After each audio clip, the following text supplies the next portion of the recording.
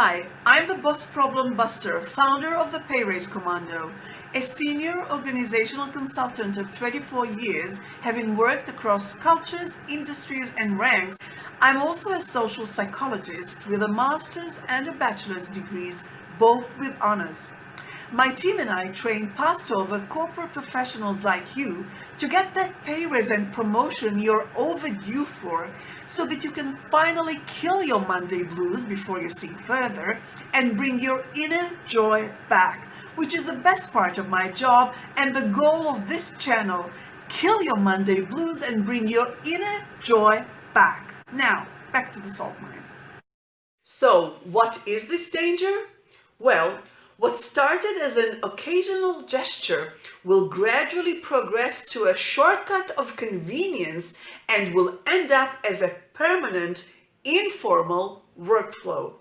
The longer you are together as a couple and on the same teams respectively, the more this informal workflow will become anchored to the point of becoming a non-official, non-formal procedure that unintentionally replaces the formal one. I've seen it happen time and time again, and not necessarily with lovers, but with two employees, one on each team, who are just good friends, or not even that, but just have an amicable relationship with one another across the aisle, whereas the rest of their teammates, less so. Because why bother with the hassle of formal workflows and procedures such as scheduling a meeting, which of course has to fit everybody's schedules, which is really hard to do. And why bother with waiting the entire week, for example, for that scheduled meeting when we can just ask one Schmoopie to talk to the other Schmoopie and resolve it on the spot? So it's very easy to understand how this happens. Still, in the long run, it does constitute bypassing of formal workflows and procedures through your office romance, which this boss problem number 5, this video, is all about. Thus, in the long run, it will compromise both your team's effectiveness and efficiency, which will piss your boss off, which will make you further unpromotable and unpay-raisable, because your office romance is the epicenter of the whole thing. Now, two important notes. One, don't throw the baby with the bathwater. Again, you should absolutely help your teammates out whenever you can. I'm just showing you how too much of a good thing can become a bad thing in the long run, which is true everywhere else in life too.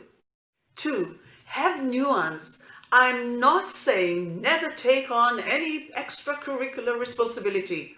That would be stupid. Sometimes doing exactly that is the best thing you can do for yourself. Speaking from an office politics perspective. How so? Well, you make everybody dependent on you, which raises your value, which will contribute to your chances for a promotion and a pay raise. Other times, though, it might hinder your chances, at least for a promotion that would transfer you outside of your boss's team or department, because what boss would like to give up on such a tentpole employee?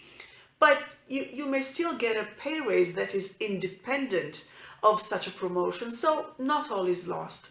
Thus, it can roll both ways, and you should consider the yes-no danger on a case-by-case basis. Anyway, this is not the focus on this video, just wanted to point it out for you.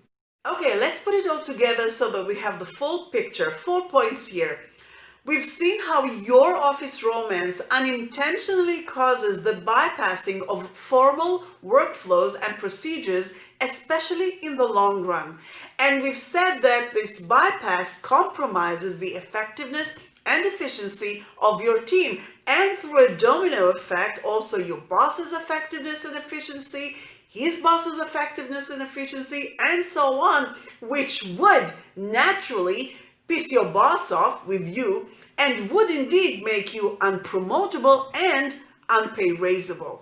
So now, the final piece of the puzzle we have to put in place to get the full picture is, why exactly does the effectiveness and efficiency of your team get compromised when your office romance inadvertently allows for the bypassing of formal workflows and procedures? What's the big deal? Yeah, we've said those formal workflows and procedures are the infrastructure of effectiveness and efficiency. So obviously, if you compromise one, you compromise the other. But why? This is not an academic issue. It is a very practical and pragmatic one. If you know why, you then can have a clear roadmap on which to base your reverse engineering of the fix, which is the end goal of everything we're doing here. So here's the why from your boss's point of view. 3 issues. 1, using slang instead of the official language. Formal workflows and procedures are the equivalent of a common language shared within and between teams at a company. Bypassing them through the use of informal workflows and procedures is the equivalent of using slang or urban idioms, i.e. the diametrical opposite of a common language shared and understood by all. This gives way to miscommunications and misunderstandings, which result in increasing frictions and tensions, which result in compromised effectiveness and efficiency. 2, only Schmoopie instead of just anyone. Formal workflows and procedures are impersonal by design. That's their whole point. They are not designated or dependent on this specific employee or that specific employee. Rather, they apply to all and need to be adhered by all. But the situation your Office Romance creates, as we've seen in the example earlier, is the epitome of personal. Only you two Schmoopies can perform this informal go-between position you inadvertently took upon yourself, i.e. the diametrically opposite of impersonal as it should be. This gives way to a counterproductive dependency on you two lovebirds personally, and this once again results in a compromised effectiveness and efficiency. How? Simple. You may not be available anymore, in which case the informal workflows and procedures will be broken, and it would take time and effort on your boss's part to reconstruct the whole thing, meaning to enforce the original formal workflows and procedures you helped bypass. Why may you not be available anymore? One of you or both? Well, you may very well grow sick of this extracurricular activity. After all, the longer you do it, the more of a hassle it becomes. Also, it's not like you're being paid for it, and this would be amplified since it may conflict with your own real work and responsibilities, or one of you may leave or be fired. Then what? The third reason, and last, why bypassing the formal workflows and procedures compromises effectiveness and efficiency, which then pisses your boss off, making you yet again unpromotable and unpay raisable, and that is masking the formal with the informal.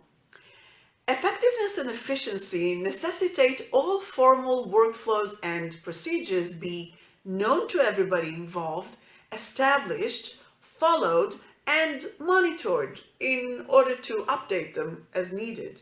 However, your Office Romance made all of the above impossible. When everybody goes by the informal, then nobody is using the formal, which makes it completely masked over. So not known by everybody involved because it was never used, therefore it was never established, therefore it was never followed, therefore it cannot be monitored. There's nothing there. No wonder your boss is pissed off with you. I'm surprised you still have a job. So how do you climb out of this hole you dug for yourself and make yourself eligible again for that promotion and or pay raise you so want? The answer is twofold. First, you need to be fully versed in all the Office Romance boss problems you are inadvertently causing and understand how they are making your boss see you in a more and more unfavorable manner, which all put together severely hinders your chances How do you do that? By carefully and diligently studying this entire sex and the workplace deck. Then, and only then, once you have the full picture of the hole you're in, we will dig your way out of it together. I'll be seeing you next time then. If you'd like the full transcript of this video and all the videos on this channel, see the link in the description. It's on our website, BossProblemBuster.com, because it's too long to paste here, so not a trick to get you there. But if you do hop over, you'll find many practical reads and a forum where you can discreetly and anonymously ask us anything in regards to landing that promotion and pay raise, to which we reply very quickly. So if you'd like to get a promotion with a pay raise, or a pay raise independent of a promotion, kill your Monday blues and bring your inner joy back, then subscribe, give this video a thumbs up, and hit the notification bell so that we can meet again.